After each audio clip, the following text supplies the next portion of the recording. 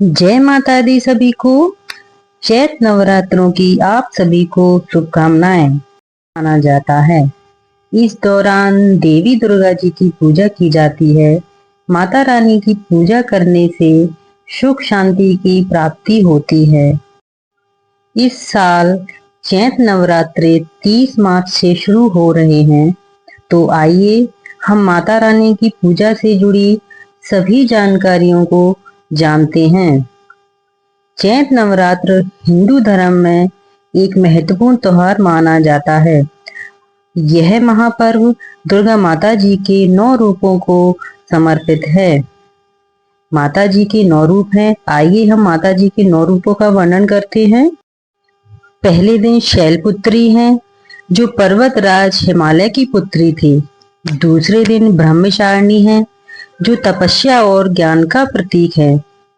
तीसरी चंद्रघंटा है, जो शांति और सौम्यता का प्रतीक है।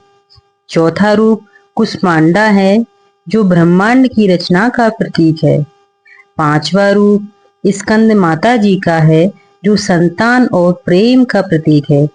छठवां रूप कात्यायनी का है, जो शक्ति और साहस का प्रतीक है। सातवां रूप कालरात्रि माता जी का है, जो काल और अंधकार का प्रतीक है। आठवां रूप महागौरी माता जी का है, जो सुंदरता और शांति का प्रतीक है। और नौवां रूप सिद्धिदात्री जी का है, जो सिद्धियों और सफलता का प्रतीक है। तो ये हमारे माता जी के 9 रूपों का वर्णन था। इस दौरान माता जी की पूजा करने से सभी मनोकामनाएं पूरी होती हैं। तो आइए चलते हैं, हम जानते हैं कि माता रानी का त्योहार कब पड़ रहा है। पंचांग के अनुसार इस साल नवरात्रे 30 मार्च से शुरू हो रहे हैं। हिंदू पंचांग के अनुसार चैत्र माह की शुक्ल पक्ष की प्रतिपदा तिथि 29 मार्च 2025 को दोपहर 4:27 पर शुरू होगी और इस तिथि का समापन 30 मार्च को दोपहर 12:49 पर होगा। और पहला कलश स्थापना का मुहूर्त सुबह 6:13 से सुबह 10:22 तक रहेगा। दूसरा कलश स्थापना का मुहूर्त समय दोपहर 12:01 से 12:50 तक रहेगा। तो आप इस समय अपनी पूजा पाठ और घट स्थापना कर सकते हैं। तो आइए हम जानते हैं पूजन सामग्री। घट स्थापना के लिए हमें जो भी पूजा सामग्री लगेगी वो मैं आपको बताती हूँ। सबसे पहले तो दुर्गा माता जी की एक प्रतिमा चाहिए हमको, या फिर एक तस्वीर होनी चाहिए। एक कलश होना चाहिए।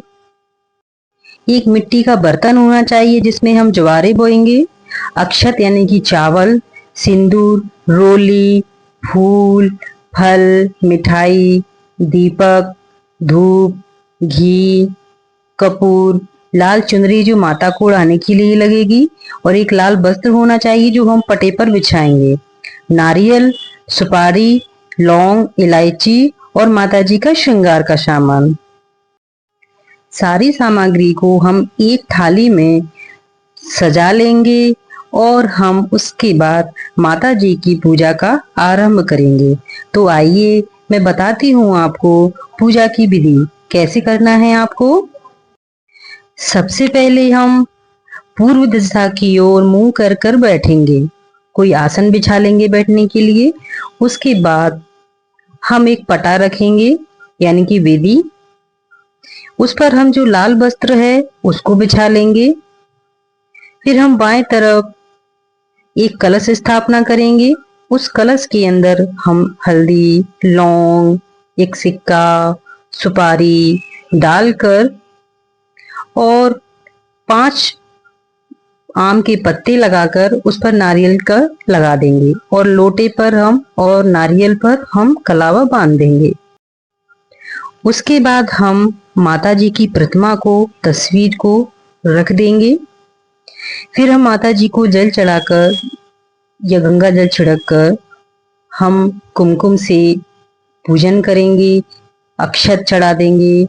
जो भी पुष्प है वो हम माता जी को समर्पित कर देंगे। उसके बाद हम पान के पत्ते, लौंग, इलायची, जो हमने पंचमेवा या जो प्रसाद हमने लिया है वो हम माता जी को अर्पित कर देंगे।